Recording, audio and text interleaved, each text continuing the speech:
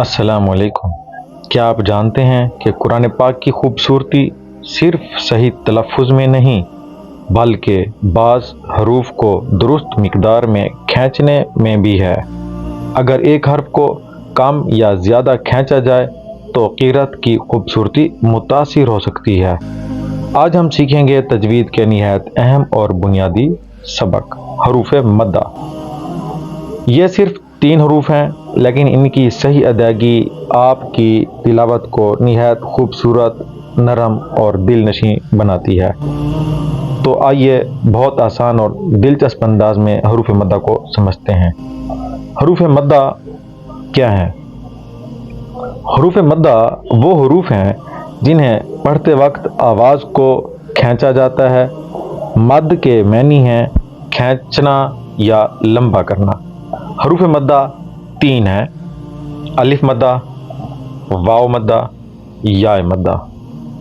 ये तीनों हरूफ कुरान पाक की तिलावत में आवाज़ को खूबसूरती के साथ लंबा करने के लिए आते हैं। अलिफ मद्दा कब होगा?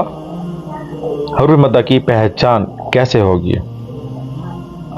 अलिफ उस वक़्त हरूफ मद्दा बनता है जब उससे पहले वाले हर्फ पर ज़बर हो और अलिफ खुद साकिन हो। ये देखें जी, इसकी मिसाल देखें।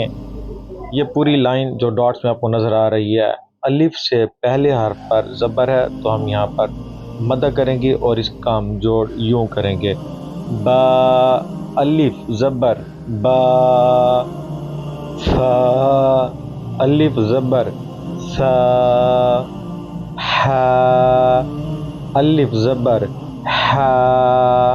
अच्छा जी, बात करते हैं वाव मद्दा की। वाव उस वक़्त हर्फ मद्दा बनता है जब इससे पहले वाले हर्फ पर पेश हो। देखें, वाव की गोल शक्ल इससे पहले भी एक गोल शक्ल मतलब पेश होगा तो ये वाव मद्दा होगा। और वाव खुद साकिन हो, वाव खुद साकिन हो और उससे पहले वाला जो हर्फ है उसके ऊपर पेश हो। इसकी हम मिसालें देखते हैं। तो ये देखें जी, ये हमको अंडरलाइन दायरों में जो हर्फ नज़र आ रहे हैं इनको हम पढ़ते हैं: बा, वाव पेश, बू, सा, वाव पेश, सू, हा, वाव पेश, हू। अब हम बात करते हैं जी याए मद्दा की।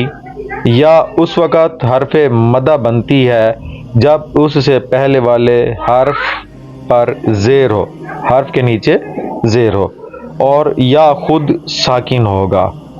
तो इसकी हम मिसालें देखते हैं: बा, या ज़ेर बी, सा, या ज़ेर सी, हा, या ज़ेर ही। अच्छा जी, हरूफ मद्दा को कितनी मिक़दार में खींचें? हरूफ मद्दा को आम हालत में 2 हरकत तक खींचा जाता है। 2 हरकत क्या हैं? 2 हरकत की मिक़दार इतनी है जितनी देर में आप आराम से 2 उंगलियां खोल कर बंद करें, या इतना वक्त लगाएं जितना आप 1-2 दिल में शुमार करें। तो वाज़े हुआ, यानी ना बहुत कम ना बहुत ज़्यादा, बस मुतवाज़िन अंदाज में 2 हरकत। अच्छा जी, आखिर में बिल्कुल अहम हिदायत हैं हरूफ मद्दा को अदा करने की। नंबर 1, आवाज़ को झटके से ना पढ़ें। नंबर 2, बहुत ज़्यादा भी ना खींचें। नंबर 3, हर मद को नरम, वाज़े और मुतवाज़िन अंदाज में अदा करें। तजवीद में खूबसूरती एतदाल में है। आपसे आखिरी रिक्वेस्ट, वीडियो पसंद आई तो चैनल को ज़रूर सब्सक्राइब करें। मिलते हैं अगली वीडियो में। अल्लाह हाफ़िज़।